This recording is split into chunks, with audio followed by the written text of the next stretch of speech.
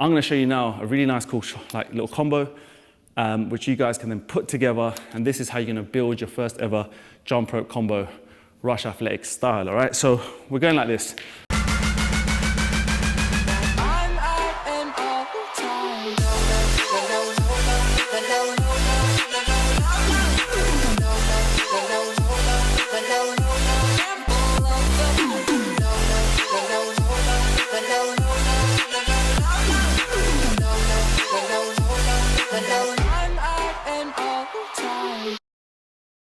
I get loads of questions, right, when it comes to skipping, and a lot of people always tend to ask, what are the best moves I can learn when I'm just starting out, okay? Now, the number one rule for me, and it's always gonna be this rule, is you guys need to focus on your footwork, right?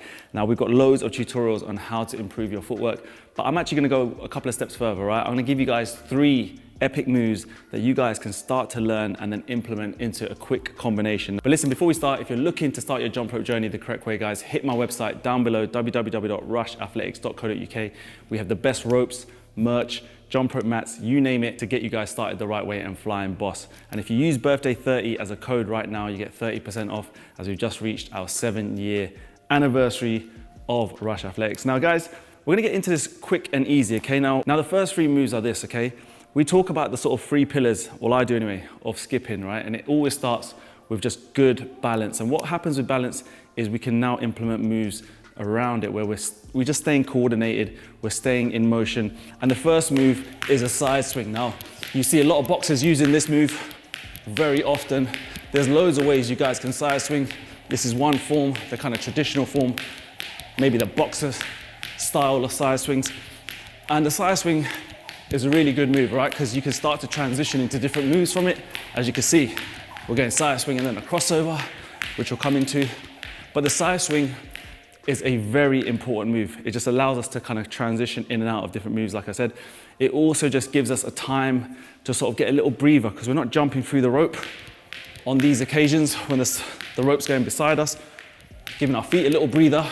And it's a good way for training as well, where some people just tend to do this a little bit, little breather, but some folks will claim they have no kind of point, there's no kind of benefit to them, but really and truly, having your hands moving side to side, keeping the rope in sort of motion, the speed of the rope as it hits the floor, either side, you know, it takes a lot of coordination, a lot of feel for the rope, where a lot of people sometimes sort of stutter around when they do the side swing. And when you're starting out, this is what it might look like. So this is the number 1 move, the first move I want you to learn, because this is the one that gets you used to just moving your hands in different positions whilst you skip. Because as you get better and better, this is what's gonna happen. Your hands are gonna start to move around your body with different moves.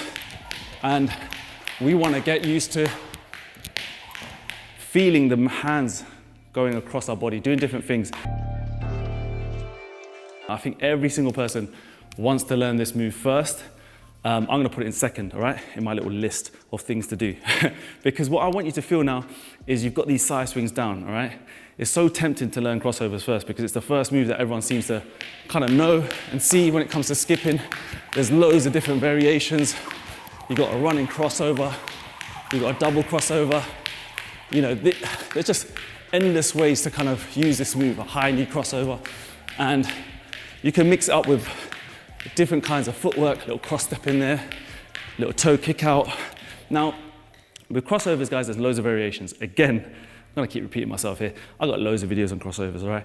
And the way to remember how to make a good crossover is we need to just make sure we're creating good, sexy loops to jump through. And the good loops always start with the wrists being a nice symmetrical position. Once one goes down, one goes too high, there is no loop, all right? We need to make sure that your hands feel like they're sort of directly side by side. You can always use my analogy, feel like there's a little shelf around your belly button area and you're just sliding your hands across this shelf, right? They can't go below and they can't go above the shelf. You're just feeling this, all right? So everything I'm gonna show you today, you just gotta feel super light grip pressure, loose wrists, and you have to let your wrists sort of start to turn when you're doing a crossover. You need to feel like your thumbs are facing behind you as you sort of get this move done, because that then allows you to get your hands around your body. So it's almost like you're feeling like a little hug, okay? Where we're talking, what are the best 3 moves, all right? What I kind of want you to feel like when you're learning, when you're just getting started on your rope journey, as it was, is feel like you could come in and out of these new moves with your side swing. So now you've learnt your side swing, I want you to then build up this little combo. Side swing with a crossover, back to some skipping, all right? So let's say you mastered your side swing. Now you're gonna feel side swing, cross. Side swing, cross. This is just with a basic boxer step. You could do it with a run step. You can start to increase the speed. All right? 2 moves, mastered, all right? That's how I want you to feel. Master each and every single move and then try and tie them in together. The double under is, of course, where the rope goes underneath our body twice and then we jump once. Just like that.